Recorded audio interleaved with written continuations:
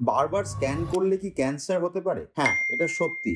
এটা সায়েন্টিফিক্যালি প্রমাণিত। কারণ স্ক্যান বলতে আমরা মেইনলি যেটা করি, ধরুন সিটি স্ক্যান বা পেট স্ক্যান, তাতে যেই পরিমাণ রেডিয়েশন এক্সপোজার হয়, যেটা রেডিয়েশন মেট্রিক্সে বলা হয় অলমোস্ট 10 to 20 মিলিসাইভার্টস। তো এই অ্যারাউন্ড 20 মিলিসাইভার্টস কারোর যদি রেডিয়েশন এক্সপোজার হয়, 2000 মানুষকে যদি স্ক্যান করা হয় ওই একটা স্ক্যানে, ধরুন পেট সিটি, একজনের ক্যান্সার হবে। কাজে 1:2000 হচ্ছে ক্যান্সার ইনসিডেন্সের রেশিও উইথ স্ক্যান। এবারে বলে রাখি, তাহলে কি আমরা স্ক্যান করব না? না, ব্যাপারটা একদমই তা নয়। কারণ যখন কোনো ক্যান্সার পেশেন্ট আমাদের কাছে আসেন, তার ক্ষেত্রে কিন্তু আমাদের স্ক্যান করাটা খুব জরুরি। কারণ স্ক্যানে ধরা পড়ে পেশেন্টের স্টেজটা কি, এবং স্টেজের ওপর বেস করে সঠিক ট্রিটমেন্টটা দেওয়া সম্ভব।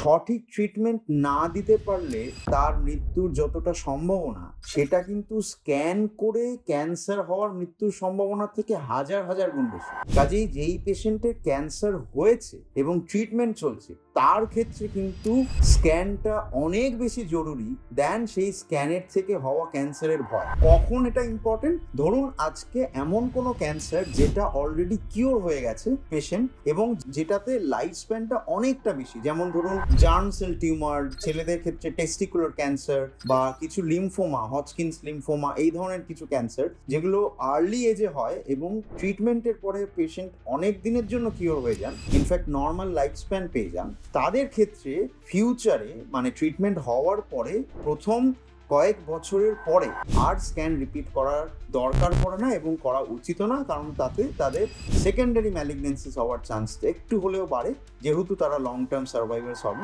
কিন্তু যাদের খুব অ্যাগ্রেসিভ ক্যান্সারের ট্রিটমেন্ট চলছে, তাদের ক্ষেত্রে কিন্তু স্ক্যান করলে কোনো রকম চিন্তার কারণ নেই। কারণ স্ক্যানে যে ইনফরমেশনটা আমি পাবো, সেটা কিন্তু স্ক্যানের ভয়ের থেকে অনেক গুণ বেশি। ধন্যবাদ।